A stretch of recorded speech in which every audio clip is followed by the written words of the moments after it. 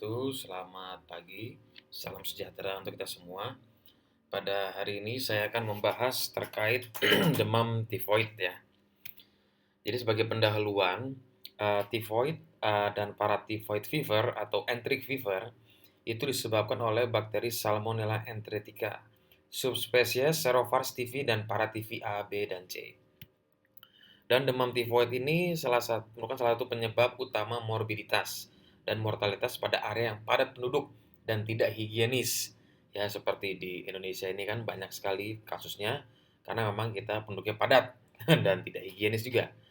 Penyakit ini dapat bermanifestasi mulai dari gastrointestinal hingga sistemik.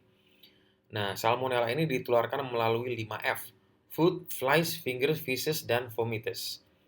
Dengan tipe demam yang berpola step ladder, diikuti nyeri kepala dan nyeri perut. Jadi demamnya itu step ladder, jadi makin hari atau dalam satu hari itu makin tinggi.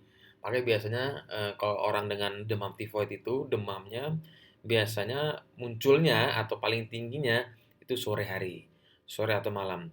Karena step ladder itu ya pola demamnya. Dan tentunya ini butuh pendekatan diagnosis dan tata laksana yang tepat agar terhindar dari komplikasi yang dapat berakibat fatal. Nah, orang tuh banyak yang bilang tifus atau tifoid sebenarnya. Kan sering ya kita ngomong ini tifus, ini tifus. Ya memang secara apa namanya awam, tifus itu yang dimaksud itu adalah tifoid ya. Jadi ini beda. Kalau tifus itu dia itu ditularkan dari ini kutu ya, flies and fleas. Dan itu penyakitnya ada Rickettsia tivii. Jadi beda sama tifoid. Kalau tifoid itu Salmonella tivii yang kita kenal sebagai tifus dalam sehari-hari. Seperti itu ya.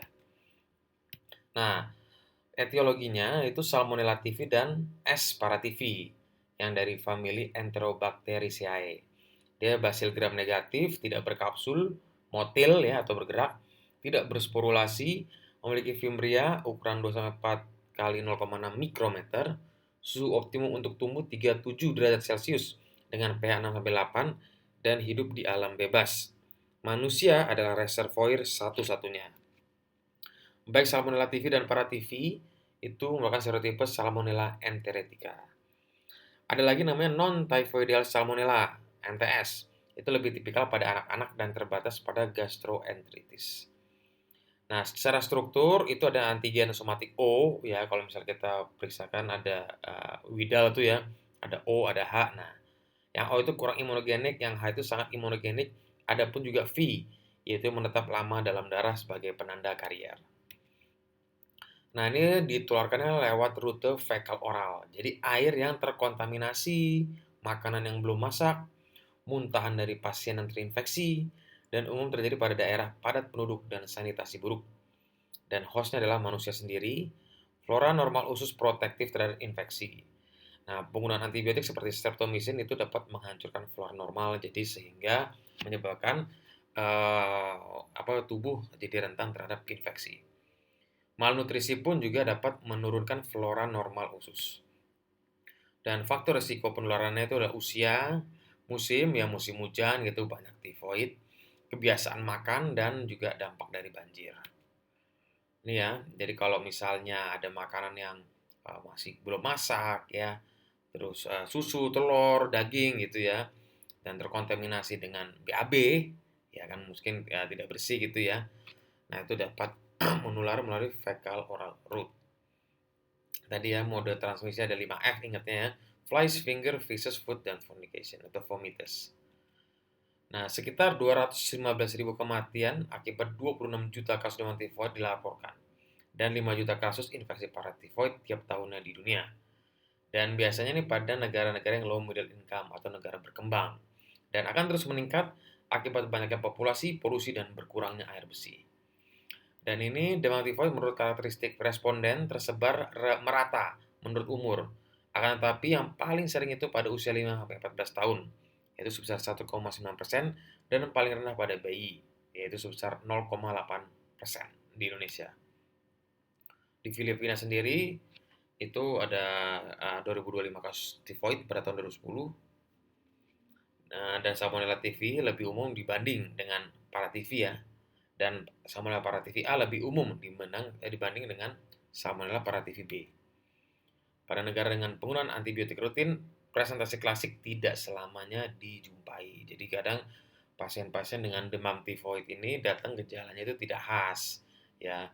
Jadi terkadang diperiksakan, ternyata positif tifoidnya, walaupun presentasi tidak khas. Jadi ini juga perlu menjadi perhatian. Hingga 4% pasien dengan demam tifoid menjadi karier kronis. Nah, salmonellanya tetap ada di tinja selama 1 tahun setelah terapi akut dan umum dijumpai pada wanita dengan abnormalitas biliar. Jadi kalau ada masalah misalnya kayak batu empedu gitu ya, itu biasanya bisa menjadi karier. Dan WHO melaporkan resistensi telah berkembang di Meksiko dan Vietnam sejak 1970 dan 75% dari kasus telah resisten. Jadi ada banyak kasus MDR atau multi drug resisten. Nah, Indonesia tapi belum ada laporan yang pasti, tapi diduga juga pastinya ada gitu ya. Jadi makanya penggunaan antibiotik itu harus lebih bijak.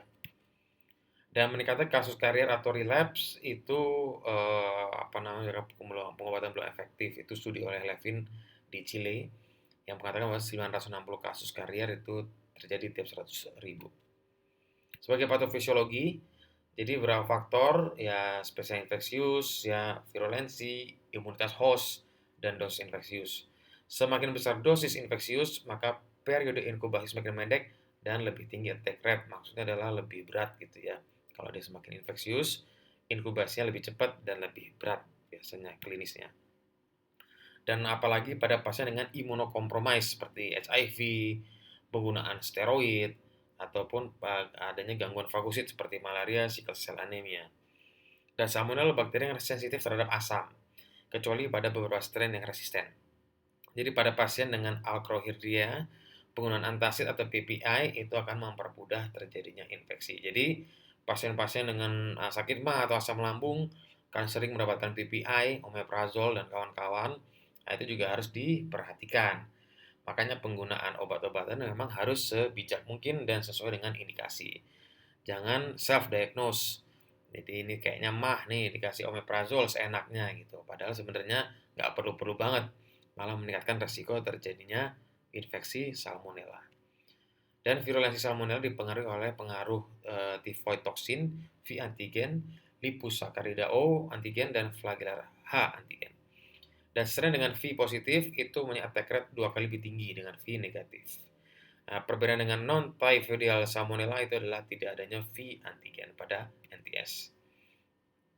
Dan V antigen ini adalah antifagositik, mencegah aksi dari makrofag. Dan Flagellar H antigen itu untuk mobilitas dan aderensi kepada mukosa usus. Nah, saat bakteri masuk ke enterosit dan sel M, itu sel M rusak, lamina basilis terekspos, dan akhirnya terjadinya invasi patogen semakin mudah. Nah, cystic fibrosis transmembran conductance regulator atau CFTR itu penting dalam uptake salmonella. Pasien dengan protein CFTR yang abnormal maka akan resisten terhadap typhoid fever. Bakteri menginduksi proliferasi plaque payer melalui rekrutmen limfosit dan sel mononuklear dan menginduksi apoptosis lalu ulcerasi dan terjadilah komplikasi. Dan patogen mencapai retikuloendotelial cell melalui sistem limfatik dan aliran darah, termasuk beberapa organ terutama gallbladder. Dan fase bakteriumnya awal itu terjadi 24-72 jam, dan ini asimptomatik. Dan bakteriumnya kedua baru bergejala. Dan endotoksin mempunyai peran penting dalam patogenesis. Jadi ini ya, ini secara gambarannya aja. Jadi pada saat masuknya Salmonella typhi ke GI tract ya, ke mesenteric lymph nodes, masuk ke darah, masuk ke sistem retikuloendotelial seperti liver spleen, dan masuk ke plaque payer. Nah, masuklah ke ada yang jatuhnya ke BAB atau feces, dan ada yang masuk ke darah, terjadilah generalized infection. Gitu ya. Ini juga gambarnya juga sama.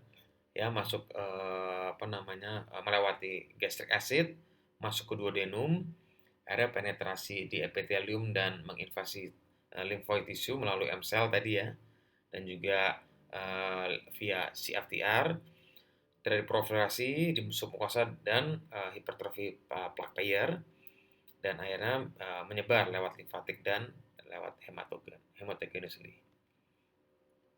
Ini juga satu gambarannya ya.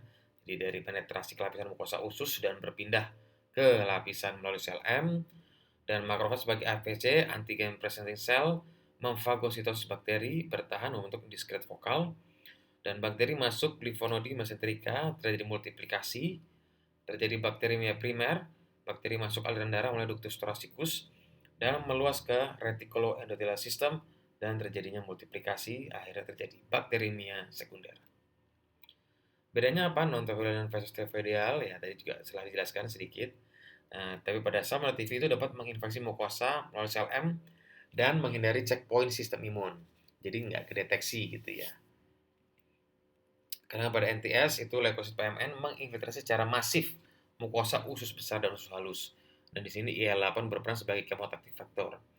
Dan degranulosi dan pelepasan substansi toksit oleh neutrofil itu menyebabkan kerusakan pada mukosa usus yang menyebabkan diare inflamasi.